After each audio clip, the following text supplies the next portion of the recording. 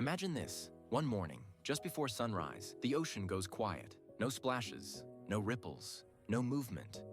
Every fish, every school, every living thing in the sea capable of swimming is simply gone. Not dead, not floating, just gone. At first, nobody notices. Humans don't see the ocean from above. It looks the same. Waves still crash. The tide still moves. The surface lies to us. But beneath it, the world has stopped breathing. Within hours, fishermen report empty nets. Sonar scanners find nothing.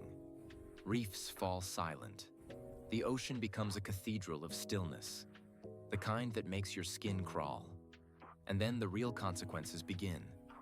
Because fish aren't just animals. They're the engines of the ocean. Without fish eating algae, microscopic plankton begin to grow unchecked. The water turns cloudy. Sunlight struggles to reach the coral. The reefs, ancient cities of life, begin to die.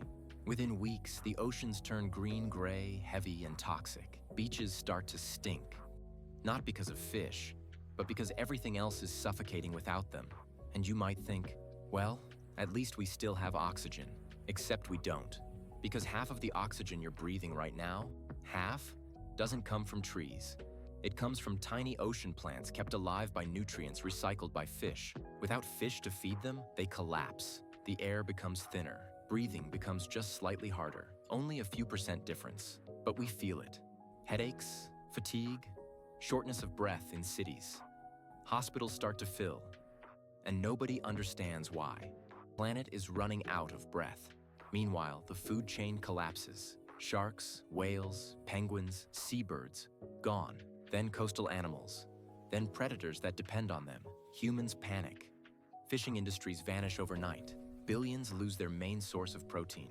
Famine spreads faster than governments can organize relief. Countries hoard supplies. Borders close. Economies crumble. Wars begin quietly, all because fish disappeared. But the most terrifying part? It wouldn't happen with explosions or storms or fire. It would happen quietly. The world would simply fade. The oceans would grow still. The skies would thin. Life would slow down. And humanity, no matter how advanced, would finally understand something we forget. We don't live on Earth, we live with it. And if one piece disappears, even something we barely notice, the whole world falls out of balance. But it wouldn't take long before we try to fix it. Scientists would build aquatic vaults and artificial hatcheries. Technicians would release robotic fish to stir the water. Nations would seed the ocean with nutrients, praying to revive it. But the ocean is not a machine. It does not obey commands. It is a living system, balanced over hundreds of millions of years. The more we try to control it, the more we learn how small we are. For the first time in history, every country would be fighting the same enemy, a silent, invisible absence. Yet in that silence, we would rediscover something. We are not above nature. We are part of it. And if the ocean dies, everything else follows. So the question isn't, what if all the fish disappeared? The question is, how much of life depends on something we never even see?